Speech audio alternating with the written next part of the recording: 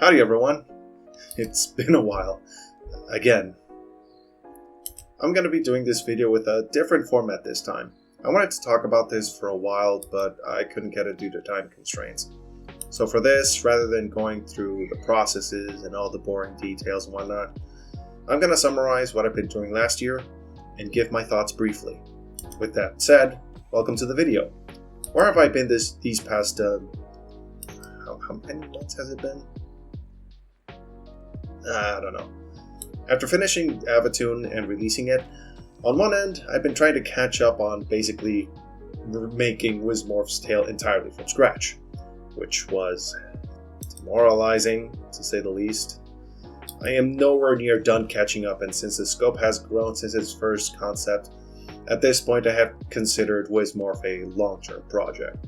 Safe to say, updates on it will be slow. So, best thing I thought, if I wanted to build my profile as a game dev, I should do some short-term projects. And what better way to pump out a quickie or two than to participate in a game jam? And that's what I did. I participated in the 2023 20-second game jam. Rules of the jam were simple and quick. You had at least a month to make a game that lasted or could be completed in 20 seconds. Sounds easy, right? Ha! No. Thinking how to make a 20-second game fun took me a week to figure out. The first week. For the programming stuff, I wanted to stick to my element in some way. I love shooter games, and I've made a couple of them in the past, so I thought making a run and gun would take off a bit of the difficulty. The base set, the question was, how do I make a 20-second run and gun game fun? It was from here that I started to pile the ideas in and block out a prototype. First, I focused on what the level scope would be, since I kind of suck at level design. I made the level to be a screen-sized arena, nothing too complex. Next was the player, simple platform controls with a wall kick move. Shooting, I admit, I made it a bit weird. The weapon was bound by a separate node, which rotated in the direction the left stick was facing, so it felt off at times, especially when sliding on the wall. Probably should have left that in the cooker for a bit more. Then I added some fodder enemies with basic attack patterns, and then a boss that is supposed to be another player, but it's just AI controlled. How did I cram all of this into 20 seconds? By having 10 seconds facing fodder enemies, and the last 10 seconds facing a boss. A structure was made, and the game felt kinda complete. Kinda. It was missing something. It was missing a hook, something to play the game seriously, if that makes any sense. While the game was fun, I saw a few problems as to how maybe other players might feel turned away.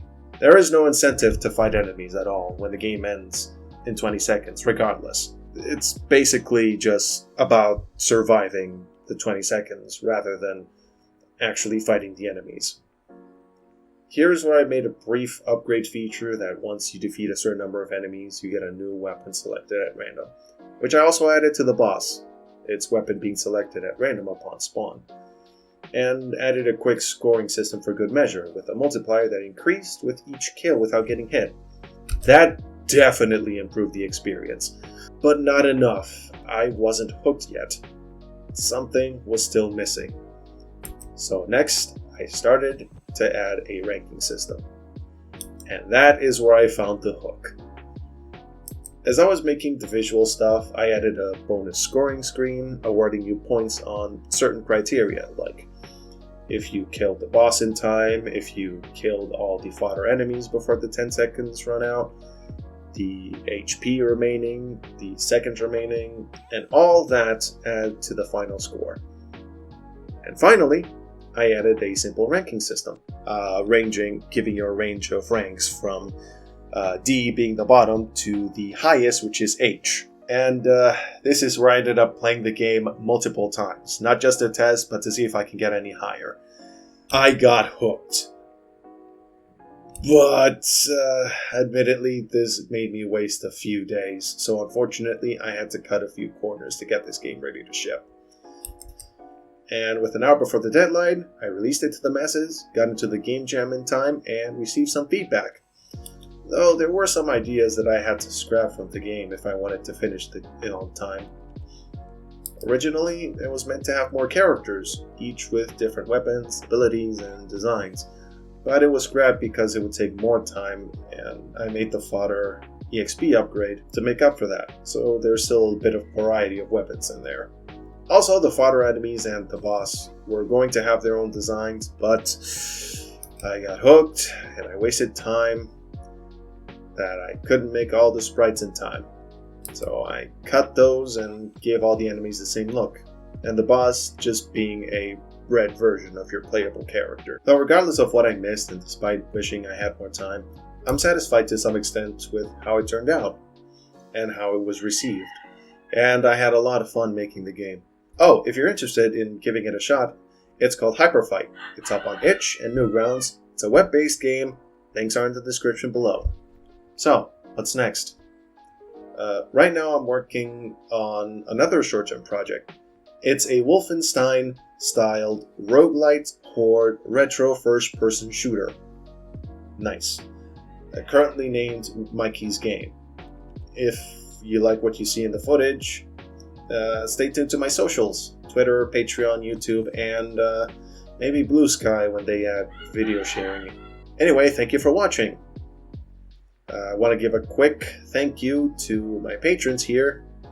Some newcomers here. Derrythebomb, JEFFYHOMER, JEFFYHOMER, and ZanyOnePip. Thanks for joining in. Anyway, I think that's about it. See you all in the next one.